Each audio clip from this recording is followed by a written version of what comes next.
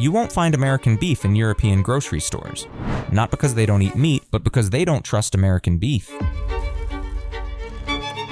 Meanwhile, in the US, presidents brag about it. Farmers wear it like a badge of honor. Because American beef is considered the best in the world. If I wanted to put these guys on growth stimulants or steroids, I could take about 6 months off the time that they're here. But why do beef-loving countries like Argentina reject it? Why does the US call its beef the safest in the world, while so many countries refuse to touch it? How did one outbreak in 2003 trigger bans that still haven't been lifted? Why does Europe allow American beef, but only from 0.001% of US farms? And what happened in the 1980s that set the stage for decades of distrust?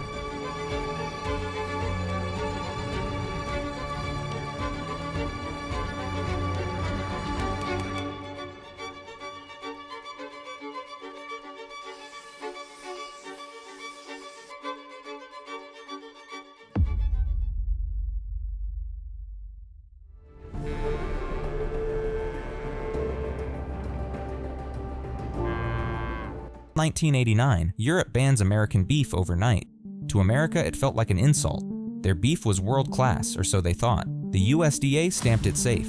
But across the Atlantic, Europe said no, not because of taste, but because of hormones.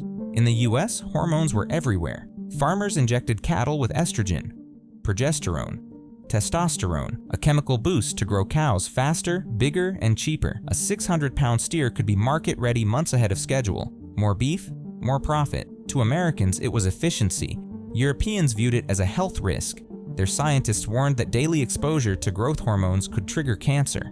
Europe refused to gamble with its citizens' health. What should have been a scientific disagreement spiraled into a Cold War over food. The US accused Europe of protectionism.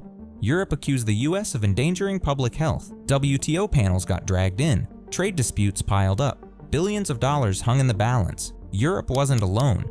Other countries were watching. If the US beef was too risky for Europeans, maybe it was too risky for them too. One move that would spark decades of mistrust and lawsuits in America's food system. And Europe's move would spark something even bigger, a global backlash that left US beef fighting for survival. Europe's ban wasn't the end. It was the first domino.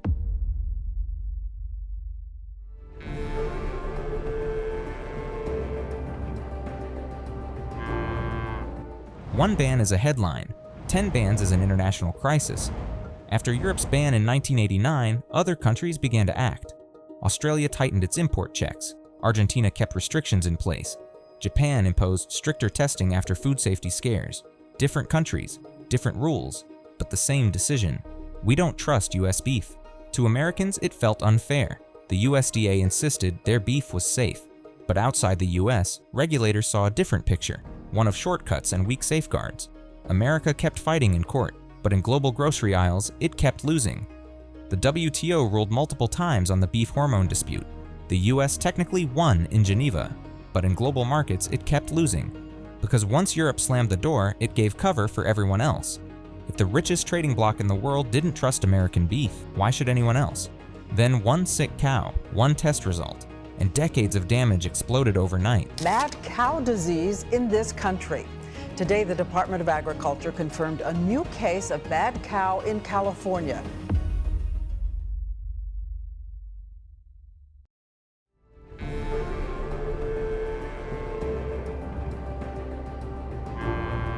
In December 2003, in Washington, a single dairy cow tested positive for BSE, bovine spongiform encephalopathy. The world knows it by another name, mad cow disease. Within hours, borders slammed shut. Japan, South Korea, Mexico, gone. The European Union doubled down on its restrictions. Billions of dollars in exports vanished in weeks. By 2004, US beef exports had collapsed by 82%. This wasn't just a cow problem. In rare cases, humans died slowly, painfully, and without a cure. They can contract a fatal brain disorder with no cure. Globally, more than 200 people had already died from it. US officials scrambled, more tests, more press conferences. But the fear was already viral, more testing was promised. But the image was burned in. American beef wasn't just controversial, it was dangerous. The cow was buried. The fear wasn't, because the real damage wasn't disease, it was doubt. Because what the crisis really exposed wasn't just one sick cow, it was the weakness of America's food safety system. And for the countries watching, the real problem wasn't the disease. It was what it revealed later about America's beef industry.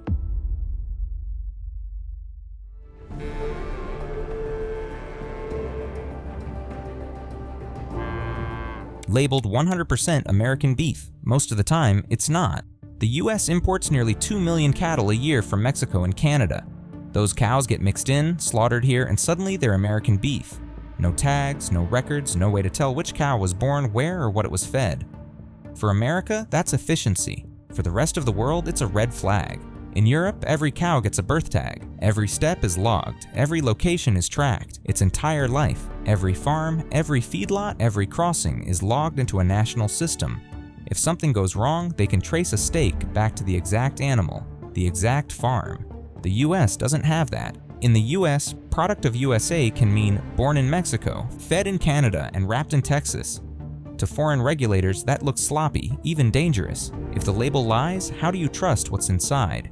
But even if the US solved traceability overnight, it still couldn't escape the issue at the center of every ban: hormones.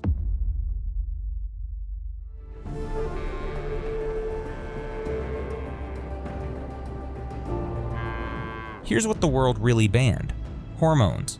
In the US, growth hormones aren't controversial, they're normal. Farmers implant cattle with synthetic hormones to make them grow faster, fatter, and cheaper. In Europe, it wasn't efficiency, it was risk. In 1989, they banned hormone-treated beef outright. Their scientists argued that even tiny daily doses could disrupt human biology and increase cancer risks, especially in children. The US said Europe's science was junk. The WTO agreed. America won the trade case, but Europe didn't flinch. They said, maybe it's safe for adults, but what about the kids, the elderly, and the immunocompromised? Was America really willing to gamble with them? Technically, America won. But on the global stage, it was losing badly. The world sided with Europe. The ban stayed in place. The stigma stuck. So the US got its legal win, but couldn't erase the stigma that came next.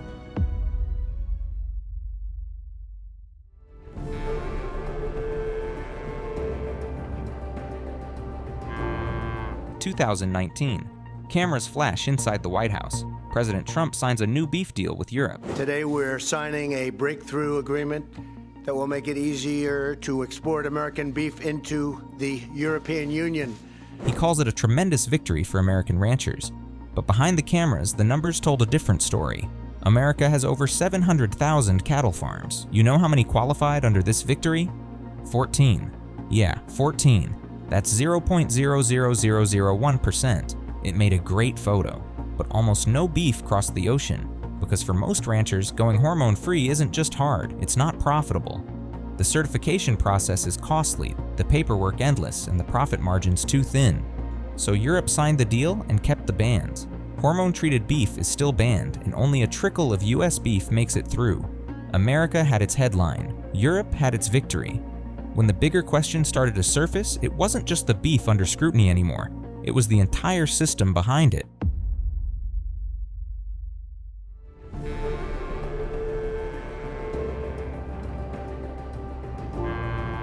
On paper, US beef looks unbeatable. It's efficient, it feeds millions. But efficiency comes at a cost. Europe went small. Smaller farms, stricter rules, hormone bans. Higher prices, but higher trust. America scaled up. Massive farms, cross-border cattle, weak tracking, and hormones everywhere. The result of America's focus on efficiency and shortcuts in its beef industry comes at the cost of global skepticism. What the world rejected wasn't the meat, it was the model. Shortcuts over safety, speed over transparency. And in food, once trust is gone, you can't season it back in. The US won trade battles, signed deals, and bragged about efficiency. But in the eyes of much of the world, American beef is still branded with a scar it can't erase.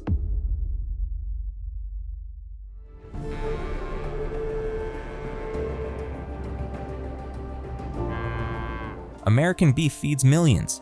It powers a $100 billion industry, faster, cheaper, bigger than almost anywhere else on Earth. But the world doesn't just care about how much you produce, it cares about how you produce it. Europe said no to hormones. Other nations said no to traceability. And when mad cow disease hit, the bans hardened. The US argued science. It won court battles, signed new deals, but no legal victory could erase one simple truth. Once people lose trust in your food, no deal can win it back. That's the real story of American beef. It wasn't rejected because of one cow or one chemical. It was rejected because for decades, the system chose efficiency over transparency. And in food, trust isn't just an ingredient, it's the whole recipe. And without it, no matter how cheap, no matter how abundant, the world just won't take a bite.